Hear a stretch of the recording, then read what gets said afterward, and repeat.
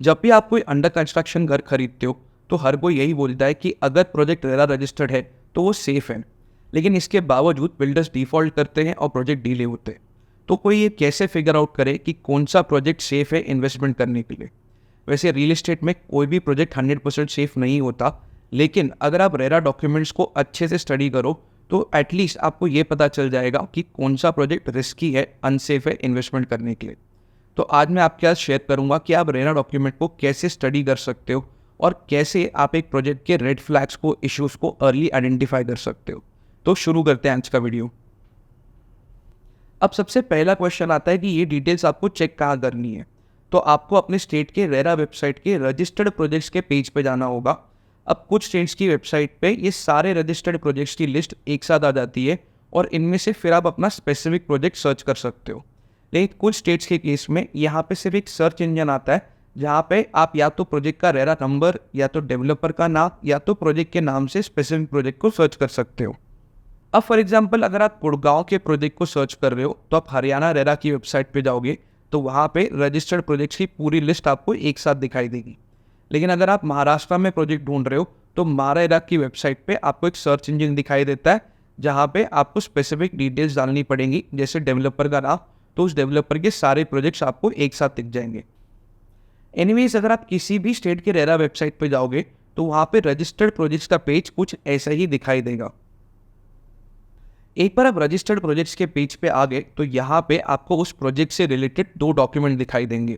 एक होगा प्रोजेक्ट की डिटेल्स और दूसरा होगा रेरा सर्टिफिकेट। अब रेरा सर्टिफिकेट में सिर्फ प्रोजेक्ट की स्टार्ट डेट और रेरा कब तक वैलिड है ये डेट मेंशन होती है। अब डेवलपर्स हमेशा सिर्फ यही सर्टिफिकेट दिखाते हैं कि हमारा रेरा आ चुका है, लेकिन असली इन्फॉर्मेशन प्रोजेक्ट की डिटेल्स में होती है। अब यहाँ पे आपको क्या चेक करना होगा? यहाँ पे सबसे पहली चीज़ जो आपको चेक करनी है वो है कि प्रोजेक्ट की स्टार्ट डेट क्या है और उसकी प्रपोज्ड कंप्लीशन डेट क्या है, और इसमें कहीं पे कोई मॉडिफिकेशन तो नहीं किया गया है, इसमें कोई एक्सटेंशन तो नहीं मिला है। अब बहुत सारी स्टेट की रेरा वेबसाइट पे एक्सटेंशन का सर्टिफिकेट रजिस्टर्ड प्रोजेक्ट्स के पेज पे ही अलग से डिस्प्ले हो जाता है। अब फॉर एग्जांपल हरियाणा रेरा के अंदर रजिस्टर्ड प्रोजेक्ट्स के पेज पे ही यहाँ पे आपको अलग से एक्सटेंशन का सर्टिफिकेट दिखाई देगा। महारेरा में भी सिमिलरली आपको एक्सटेंशन का सर्टिफिकेट रजिस्टर्ड प्रोजेक्ट के पेज पे ही दिखाई दे जाएगा। अगर एक्सटेंशन सिर्फ 6 महीनों का है तो that is okay, because Covid के टाइम पे हर प्रोजेक्ट को 6 महीने का एक्सटेंशन मिला था। लेकिन अगर ये उससे ज़्यादा है तो इसका मतलब ये है कि प्रोजेक्ट में कोई ना कोई इशू आया है जिसके वजह से वो डिले चल रहा है। तो ये सबसे पहला रेड फ्लैग है। इसके बारे में आपको और इंक्वायरी करनी होगी कि प्रोजेक्ट डिले चल क्यों रहा है। नेक्स्ट चीज़ जो आपको चेक करनी है वो ये है कि क्या बिल्डर ने अपनी क्वार्टरली प्रोग्रेस रिपोर्ट रेरा की वेबसाइट पे अपडेट की है या नहीं की है।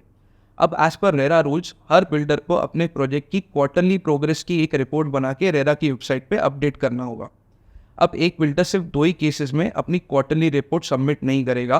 पहला कि वो प्रोजेक्ट कंप्लीट हो चुका है, उसका ऑक्यूपेंसी सर्टिफिकेट आ चुका है, और दूसरा जब उस प्रोजेक्ट में कोई इशू चल रहा है और वो टाइमली कंप्लीट नहीं कर पा रहा है तभी वो अपनी क्वार्टरली रिपोर्ट अपडेट नहीं करेगा।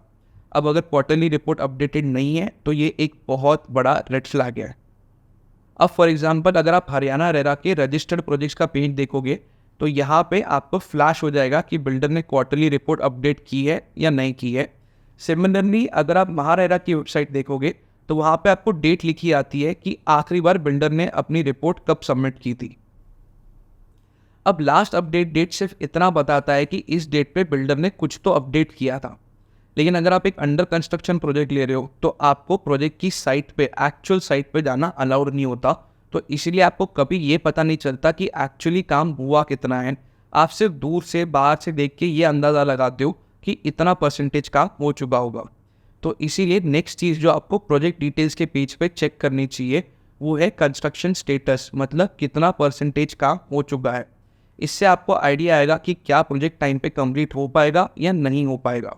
अब फॉर एग्जांपल एक प्रोजेक्ट को कंप्लीट करने का टाइमलाइन है 4 साल का, तो मतलब हर साल में एटलीस्ट 25% काम तो होना चाहिए, गिव और टेक थोड़ा सा कम ज़्यादा।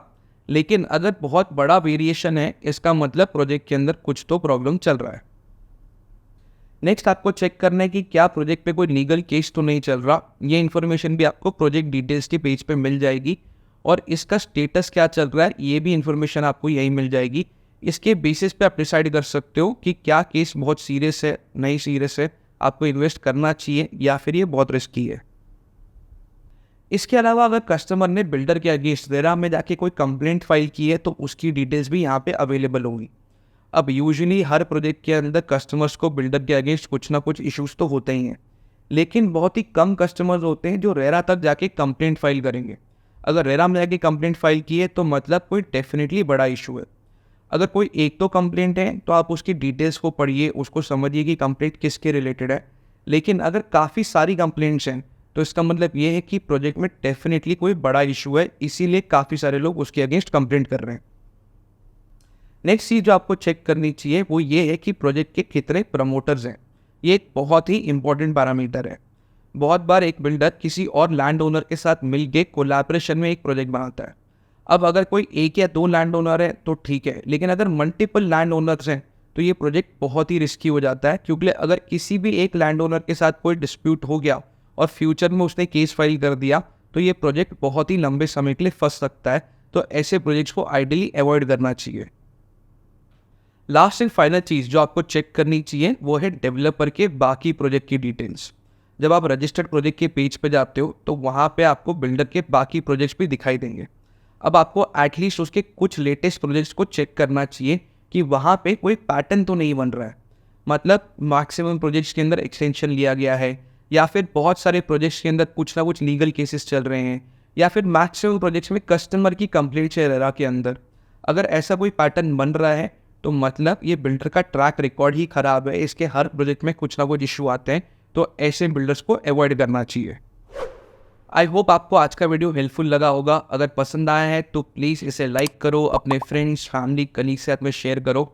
और अगर आप इंडियन रियल एस्टेट के बारे में और सीखना चाहते हो तो मेरे चैनल को सब्सक्राइब कर लो, क्योंकि मैं इसी तरीके से इंडियन रियल एस्टेट पे और वीडियोस बनाता रहूँगा। That's all for today, signing off. I am Rohan Bhardwaj. Take care, have fun.